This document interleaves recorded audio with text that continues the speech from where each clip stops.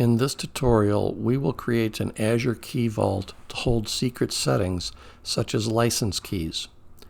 Note that an Azure Key Vault can be accessed in both a Visual Studio development environment as well as a production environment on Azure.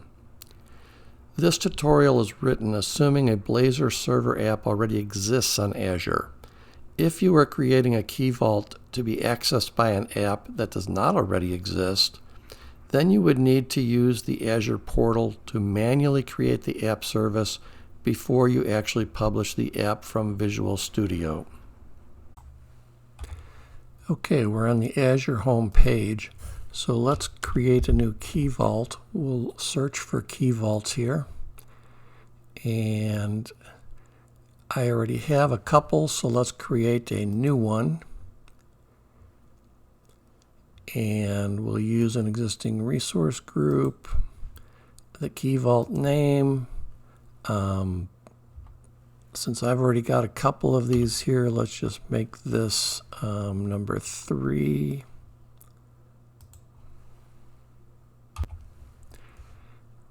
And the pricing tier we'll stick with standard. And now we'll go on to the next page because we just want to make sure that Azure Role-Based Access Control is selected. So now we're ready to review and create it. This brings up the review page. Let's create it. And while it's, did that pretty fast. So the deployment is in progress. Let me pause it while that finishes up. That finished, so we can go to the resource, and now we have a few more things to do. Okay, we already have an app out there that wants to use this Key Vault, so we have to give it access, and the way we're going to do that is go to Access Control and add a role assignment, and the assignment we need to give our app is going to be secrets user. That'll be sufficient for the app. Let's go to the next page. And here's where we get to assign the app. And the app is a managed identity. So we'll go to these managed identities. We'll select members. Here's the app services that I have. And we'll just pick the app that needs to access this Key Vault. So in that case, that would be this one right here. And we'll select it. And now we can go to the next step.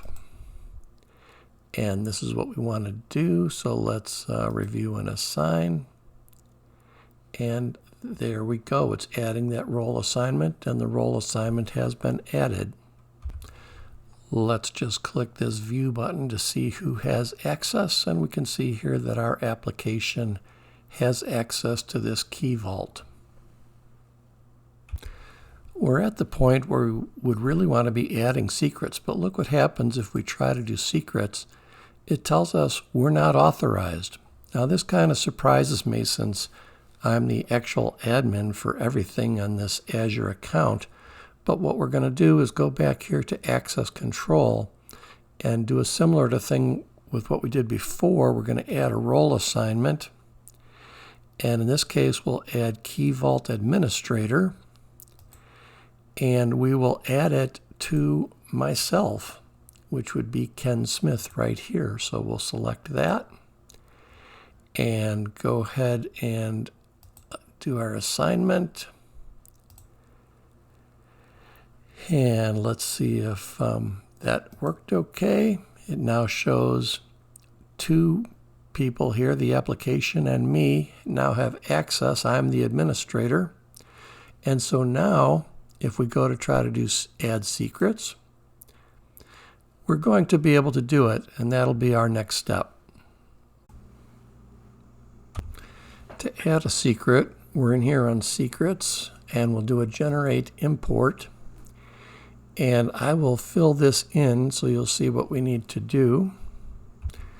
Now it's very interesting. When you start to fill in this secret, you can't even see the letters you're typing. So I have created Notepad here. Here's what I want to put into that secret. Let's edit. Let's copy this and let's just paste this in here. And everything else, we're not going to have it expire, so this all looks good. Let's create this secret. And now if we click on my secret, it's very interesting. If we actually click on this right here, we can actually show the secret value, which it is right there, very secret value. So we have now put that secret into the Key Vault and given our application access to it. A separate video will show how we configure the application itself, the Blazor Server app, to actually connect and access the Key Vault.